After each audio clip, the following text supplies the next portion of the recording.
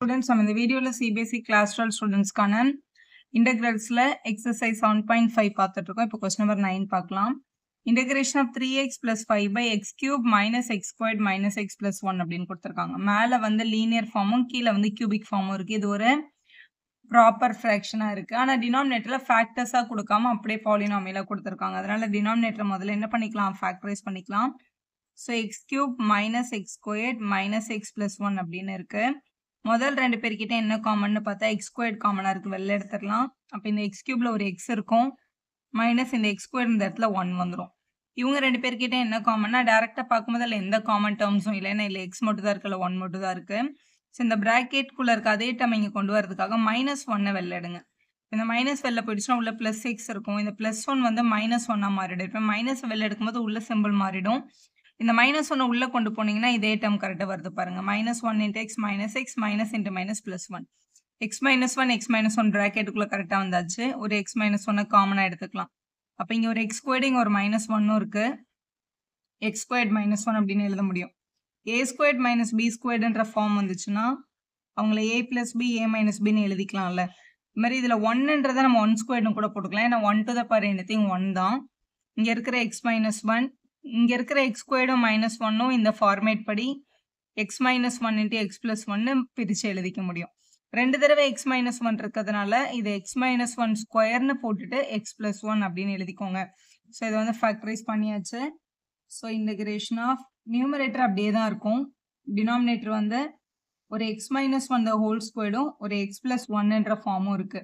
So இதுக்கு தான் நம்ம பார்ஷியல் ஃப்ராக்ஷன் அப்ளை பண்ண முடியும். எந்த பேட்டர்ன் வருதுன்னு பாருங்க.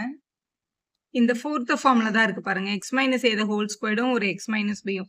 இந்த மாதிரி ஹோல் ஸ்கொயர் ஃபார்ம் இருந்துச்சுன்னா ஸ்கொயர் இல்லாம ஒரு தடவை எழுதணும், அப்புறம் ஸ்கொயரோட ஒரு தடவை எழுதணும், அப்புறம் இந்த எக்ஸ் மைனஸ் பி எடுத்து எழுதணும். ஸோ நியூமரேட்டர்ல வந்து ஏபிசி அப்படின்னு நம்ம எடுத்துக்கணும். இதுதான் ஃபோர்த் ஃபார்ம். இப்போ இந்த இன்டகிரண்ட்டை மட்டும் எடுத்து இந்த ஃபார்ம்ல பிரிச்சு எழுதியாச்சு. ஹோல் ஸ்கொயர் இருக்கிறது ஸ்கொயர் இல்லாம 1 டைம், ஸ்கொயரோட 1 டைம், அப்புறம் அந்த கடைசி டேர்ம் எடுத்து எழுதியாச்சு. இப்போ இவங்களை ஈக்குவேட் பண்ணி ஏபிசியை நம்ம ஃபைண்ட் பண்ணணும். எப்பவுமே இங்கே டினாமினேட்டர்ல என்ன டேர்ம் இருக்கோ அதுதான் இவங்களோட எல்சிஎம், அதை தான் நம்ம எடுத்து எழுதணும். அப்போ X minus 1 square X plus 1 தான் நம்மளோட எல்சிஎம் வேல்யூ. இப்போ ஏக்கு கீழே எக்ஸ் மைனஸ் 1 டைம் தான் இருக்கு, ஆனால் எல்சிஎம் என்னது எக்ஸ் மைனஸ் 1 ஸ்கொயர், அதான் ரெண்டு தடவை எக்ஸ் மைனஸ் 1 அர்த்தம். அப்போ ஏ பக்கத்தில் ஒரு எக்ஸ் மைனஸ் 1 போடணும். அதுக்கப்புறம் எல்சிஎம்ல எக்ஸ் பிளஸ் 1 இருக்கு, ஏக்கு கீழே எக்ஸ் பிளஸ் 1 இல்லைல்ல, அப்போ எக்ஸ் பிளஸ் 1 நம்ம டெஃபினட்டாக எடுத்து எழுதணும். Plus B into x minus 1 square இங்கே இருக்கு, அப்போ யார் மட்டும் தான் இல்லை, எக்ஸ் பிளஸ் 1 தான் இல்லை, அப்போ எக்ஸ் பிளஸ் 1 போடணும். சி கூட எக்ஸ் பிளஸ் 1 இருக்கு, அப்போ எது இல்லைன்னா எக்ஸ் மைனஸ் 1 ஸ்கொயர் தான் இல்லை, அதனால எக்ஸ் மைனஸ் 1 ஸ்கொயர் அப்படின்னு நம்ம எழுதிக்கலாம். ஸோ இந்த பக்கம் உங்களோட கொஸ்டின் தான், இந்த கொஸ்டின்ல இருக்க டினாமினேட்டர் தான் அந்த பக்கம் எல்சிஎம்ல வந்திருக்கும். அது டெஃபினட்டாக எல்லா கொஸ்டின்லையும் இது என்ன ஆகிடும், கட் ஆகிடும். இப்போ இந்த நியூமரேட்டர் தான் நம்மளோட டேர்ம்ஸ், அவங்கள தான் நம்ம ஈக்குவேட் பண்ண போகிறோம். இதை அப்படியே வச்சு ஈக்குவேட் பண்ணலாம்.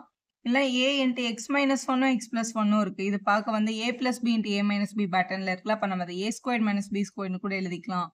அப்போ இது x squared minus 1 B time x plus 1 plus C time x minus 1 squared இப்படி இருக்குது கொஸ்டின். இப்போ எக்ஸுக்கு டிஃப்ரெண்ட் வேல்யூஸை சப்ஸ்டியூட் பண்ணுறது மூலமாக ஏபிசி மூணே நம்மளால் ஃபைண்ட் பண்ண முடியும். ஸோ முதல்ல if x is equal to 1ன்னு போடலாம், ஏன்னா 1ன்னு போடுறதுனால இந்த டேர்ம்லாம் என்ன ஆகும், 0 ஆகும். சியும் ஏலாம் 0 ஆகும். இப்போ 3 இன்ட்டு 1 ப்ளஸ் 5 ஈக்குவல் டு ஏன்ற டேர்ம் வந்து 0 ஆகிடும். நீங்கள் 1 போட்டால் 1 மைனஸ் 1 0 தான். பின்ற டேர்ம் 0 ஆகாது, நீங்கள் 1 போட்டால் 1 ப்ளஸ் 1 2ன்னு வந்திருக்கும். சின்ற டேர்ம் 0 ஆயிருக்கும். இப்போ இதை வந்து 5 + 3 பண்ண 8 வருது, ஈக்குவல் டு 2b. மல்டிபிள் இருக்க 2 இங்கே வந்தால் டிவைட் ஆகிடும். அப்போ 8/2 ஈக்குவல் டு பின்னு கிடைக்குது. இப்போ பியோட வேல்யூ என்ன, 4. So x is equal to 1ன்னு சப்ஸ்டியூட் பண்ணி பி கண்டுபிடிச்சாச்சு.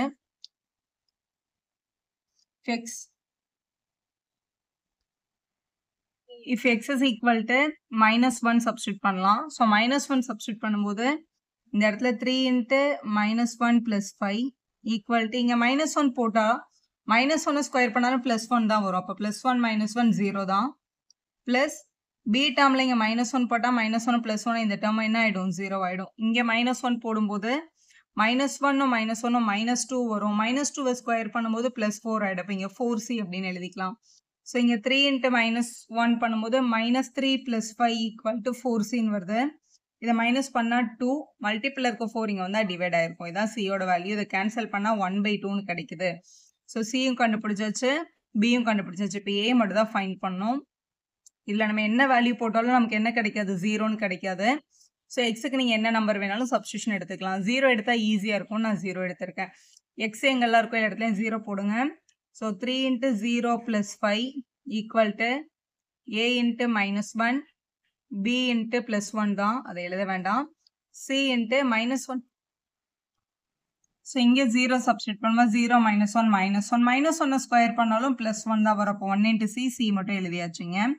இப்போ 0 × 3 0 ஆயிடும். அப்போ இந்த பக்கம் 5 மட்டும் இருக்கும். ஈக்குவல்ட்டுக்கு அந்த பக்கம் a × -1 - a வேல்யூ நமக்கு தெரியாது. Plus b.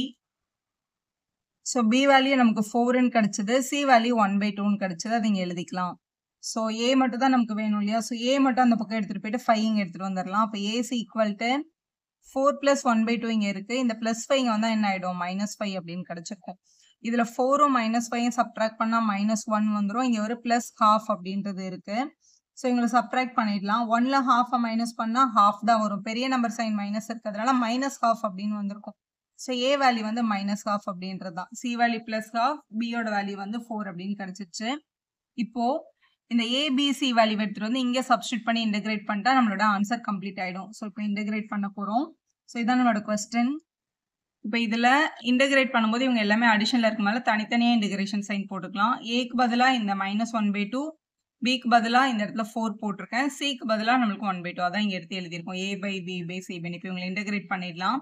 ஸோ இது இன்டகிரேட் பண்ணும்போது கொஸ்டின் வந்து எந்த பேட்டர்னில் இருக்குன்னு பாருங்க. இது ஃபர்ஸ்ட் டேர்ம் 1/x பேட்டர்னில் இருக்குது. இது 1/x² மாதிரி இருக்குது. இது திருப்பியும் 1/x பேட்டர்னில் இருக்குது. 1/x இன்டகிரேட் பண்ணால் log x வரும். 1/x² இன்டகிரேட் பண்ணால் -1/xன்னு கிடைக்கும். இது பேசிக் ரூல் நமக்கு. இதை இன்டகிரேட் பண்ண போகிறோம். இந்த -12 வெளியில் எடுத்துடலாம். 1/x - 1 இன்டகிரேட் பண்ணால் log of x - 1 அப்படின்னு கிடைக்கும். +4 வெளில எடுத்துடலாம். இது 1/x² மாதிரி இருக்குது. இன்டகிரேட் பண்ணும்போது -1/x அப்படின்னு கிடைச்சிருக்கும். ஸோ அதை அப்படி எழுதிருங்க. ப்ளஸ் சியில் இது 1/2 வெளில எடுத்துட்டோம்னா இது 1/x பேட்டர்னில் இருக்குது. ஸோ உங்களுக்கு இன்டகிரேட் பண்ணும்போது log of x + 1 அப்படின்னு கிடைச்சிருக்கும். பக்கத்தில் +c அப்படின்னு போட்டுடலாம். இப்போ இவங்க ரெண்டு பேர்கிட்டயுமே 1/2 1/2 காமனாக இருக்குது பாருங்களேன். 1/2 வெளில எடுத்துடலாம் நம்ம. அப்போ இங்கே உள்ள வந்து -log of x - 1 அப்படின்ற ஒரு டேர்ம் இருக்கும். இவங்க கிட்ட வந்து +log of x + 1 அப்படின்ற டேர்ம் இருந்திருக்கும். இதை வந்து அப்படியே வச்சுக்கலாம். 4 × -1 -4/x - 1 அப்படின்னு இருக்கு. பக்கத்தில் +c இருக்கு. இது வந்து -log a +log b மாதிரி இருக்கு. அதாவது ஒரு லாகோட வேல்யூ அடிஷன்லையும் ஒரு லாகோட வேல்யூ வந்து மைனஸ்லையும் இருக்கு. ஸோ சப்ட்ராக்ஷனில் log வேல்யூ வந்ததுன்னா log a - log b சேர்த்து எழுதும்போது log of a/bன்னு எழுதுவோம் நம்ம. இதில் ப்ளஸில் இருக்க டேர்ம் தான் நியூமரேட்டரில் எழுதணும். அதனால x + 1 நியூமரேட்டரில் எழுதிட்டு x - 1 நம்ம டினாமினேட்டர் எழுதிக்கலாம். ஷார்ட்டா எழுதுறதுக்காக நம்ம இப்படி எழுதியிருக்கோம். இங்க பக்கத்துல +c போட்டு ஆன்சர் என்ன பண்ணிடலாம்? கம்ப்ளீட் பண்ணிடலாம். நெக்ஸ்ட் அதே எக்ஸசைஸ்ல கொஸ்டின் நம்பர் 10 பார்க்கலாம். இப்போ 2x - 3/x² - 1 2x + 3 அப்படின்னு இருக்கு கொஸ்டின்ல. இப்போ நியூமரேட்டர்ல x⁴1 லீனியர், கீழே x²ம் xம் இருக்கு. அப்போ இது ஒரு கியூபிக். அப்போ இது வந்து மேல பவர் சின்னதாகவும் கீழே பவர் பெருசாகவும் இருக்கிறதுனால இது வந்து ஒரு ப்ராப்பர் ஃப்ராக்ஷன்ல இருக்கு. அப்போ நம்மளால பார்ஷியல் ஃப்ராக்ஷன் அப்ளை பண்ண முடியும். ஆனால் இந்த ஸ்கொயர் ஃபார்மில் இருக்கிறது வந்து ஒரு குவாட்ரேட்டிக் ஃபார்ம். இதை முதல்ல ஃபேக்டரைஸ் பண்ண முடியுதான்னு பார்க்கணும். அப்படி ஃபேக்டரைஸ் பண்ண முடிஞ்சதுன்னா ஃபேக்டரைஸ் பண்ணிட்டு தான் சம்ம நம்ம ப்ரொசீட் பண்ணணும். x² - 1ன்றதை 1 வந்து 1² கூட நீங்கள் எழுதிக்கலாம். அப்போ இது பார்க்க a² - b² மாதிரி இருக்குல்ல. அப்போ x - 1 x + 1ன்னு பிரித்து எழுதிடணும். எழுதிட்டு தான் நம்ம வந்து பார்ஷியல் ஃப்ராக்ஷன் அப்ளை பண்ணணும். ஏன்னா இது பார்க்க a/b/c பேட்டர்னில் இருக்குது. அதனால் இந்த இன்டகிரண்ட்டை மட்டும் எடுத்து இந்த ஃபார்ம் எழுதிக்கலாம். இதில் இருக்க பாருங்க 3 லீனியர் ஃபார்ம் மல்டிபிள் இருந்தால் a/b/c இந்த பேட்டர்ன் தான் நம்ம அப்ளை பண்ண முடியும். ஸோ இன்டகிரண்ட்டை இப்படி பிரித்து எழுதிட்டு இவங்களுக்கோட ஏபிசியோட வேல்யூவை ஃபைண்ட் பண்ணணும். அதுக்கு முதல்ல இவங்களுக்கு எல்சிஎம் எடுக்கணும். எப்பவுமே டினாமினேட்டருக்கு இந்த பக்கம் என்ன டினாமினேட்டர் இருக்கோ அதே தான் உங்களுக்கு அந்த பக்கமும் வந்து என்ன வரும்? எல்சிஎம் வேல்யூவாக வரும். எல்லா சமுக்கும் அப்படிதான். ஸோ இந்த டினாமினேட்டர் தான் அங்கே எடுத்து என்ன பண்ணணும்? அப்படியே காப்பி பண்ணணும். அப்போ x - 1 x + 1 அப்புறம் அந்த 2x + 3 மூணே எடுத்து எழுதிக்கோங்க. இப்போ a கூட நம்ம கிட்ட இங்கே டினாமினேட்டர்ல x - 1 மட்டும் தான் இருக்கு. அப்போ யாரெல்லாம் இல்லை? x + 1ம் 2x + 3 இல்லைல்ல. அப்போ a கூட x + 1ம் 2x + 3யும் போடுங்க. அப்புறம் +b அப்படியே வச்சுக்கோங்க. x + 1 மட்டும் தான் இருக்கு. அப்போ யாரெல்லாம் இல்லை? x - 1ம் 2x + 3யும் இல்லை. அவங்கள மட்டும் போடணும். x - 1 2x + 3 எழுதணும். அடுத்து c கூட 2x + 3 தான் இருக்கு. அப்போ யாரெல்லாம் இல்லை? x - 1ம் x + 1ம் இல்லை. அப்போ x - 1 x + 1 அப்படின்னு எழுதிக்கலாம். எழுதியாச்சு. இந்த டினாமினேட்டர் இந்த டினாமினேட்டரையும் கட் பண்ணிக்கலாம். இப்போ 2x - 3 = a டைம்ஸ் ஸோ இதை அப்படியே காப்பி பண்ணிக்கலாம். சி பக்கத்தில் ஒரு எக்ஸ் மைனஸ் ஒன்னும் ஒரு எக்ஸ் பிளஸ் ஒன்னும் வரதுனால அவங்கள மட்டும் நம்ம என்னென்னு எழுதிக்கலாம், X squared minus one squared இல்லைனா ஒன்னுன்னு எழுதிக்கோங்க. ஸோ இதில் எக்ஸுக்கு டிஃப்ரெண்ட் வேல்யூ போடணும். எக்ஸுக்கு வந்து முதல்ல மைனஸ் ஒன் போட்டால் இந்த டேர்ம் என்ன ஆகும், ஈஸியாக 0 ஆகும். இப்போ if x is equal to minus ஒன்னு சப்ஸ்டியூட் பண்ணுறோம். எங்கெல்லாம் எக்ஸ் வருதோ அங்கெல்லாம் மைனஸ் ஒன்.